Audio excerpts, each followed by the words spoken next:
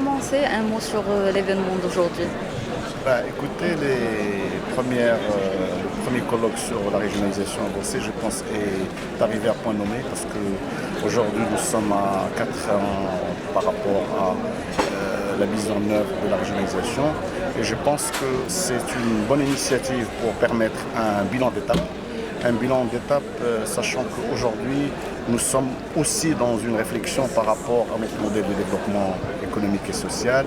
Et je pense que cette étape va permettre d'aller plus vite et de pouvoir dépasser les problématiques relatives à la mise en œuvre de la régionalisation à plusieurs aspects, que ce soit sur un aspect économique, que ce soit sur un aspect social, que ce soit sur un aspect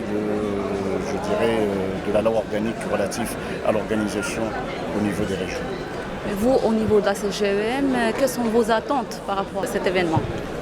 Comme vous le savez, le secteur privé, la Confédération générale des entreprises du Maroc est consciente de son rôle pour pouvoir réussir ce processus royal et national.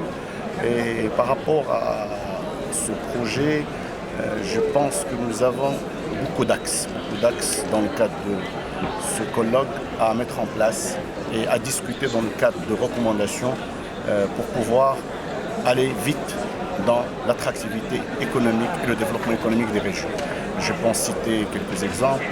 Le fait aujourd'hui d'impliquer le secteur privé dans l'élaboration du plan de développement régional, qui est quand même une chose importante, et il faut qu'on soit impliqué et qu'on ne soit pas juste consultatif. Donc ça, c'est le premier point. Le deuxième point, c'est la convergence des stratégies nationales au niveau national, mais au niveau de leur déclinaison territoriale, ce qui est quand même un point pour avoir de l'impact socio-économique de l'investissement public. Le développement et la lettre royale aujourd'hui interpellent le secteur privé, c'est-à-dire qu'aujourd'hui, nous demandons à développer les partenariats publics-privés parce que c'est un levier financier pour pouvoir massifier l'investissement, l'accélérer et beaucoup plus pour permettre et assurer une bonne gouvernance, que ce soit dans l'exécution, que ce soit dans la gestion, que ce soit dans le maintenance, qui est un grand problème au niveau de l'investissement public. Nous avons recommandant la mise en place des commissions régionales de l'amélioration du climat des affaires. Donc là, c'est des commissions qui ont été créées mais qui doivent fonctionner pour qu'on puisse arriver à un doing business régional pour assurer l'attractivité des régions. L'entrepreneuriat social, parce qu'aujourd'hui, nous avons un travail considérable qui se fait à travers les coopératives et les associations, mais pour pouvoir les pérenniser, il faut aller sur un modèle d'entrepreneuriat social. Et donc, c'est ce qui permet de pérenniser l'action de l'économie sociale et solidaire.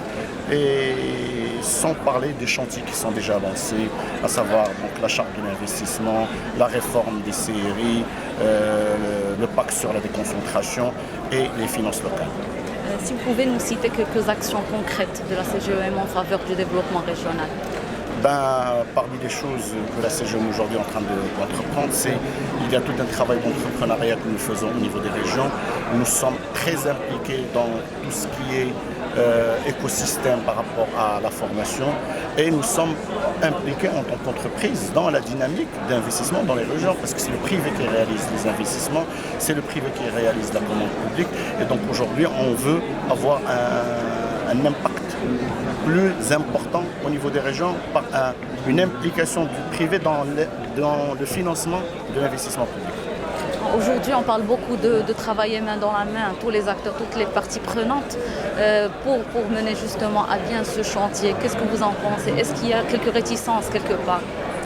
Non, aujourd'hui la régionalisation par rapport à sa philosophie de développement économique, et c'est pour ça qu'on a créé les Istisharia, donc les parties consultatives, c'est qu'aujourd'hui, les jeunes, et l'approche genre, et la société civile, et le secteur privé aujourd'hui doivent avoir la même vision, parce que tous ensemble, que ce soit l'entreprise, il est en même temps citoyenne, il est en même temps contributeur et il est en même temps investisseur. Le citoyen, il est en même temps citoyen, il est en même temps consommateur de l'investissement, il est en même temps celui qui peut créer la dynamique de par la consommation. Donc on est tous dans... Il faut avoir une même vision de développement régional qui soit cohérente et pour que l'impact socio-économique Et il faut qu'on ne réfléchisse plus par rapport à une rentabilité financière, il faut qu'aujourd'hui on réfléchisse par rapport à une rentabilité socio-économique et une rentabilité sociale.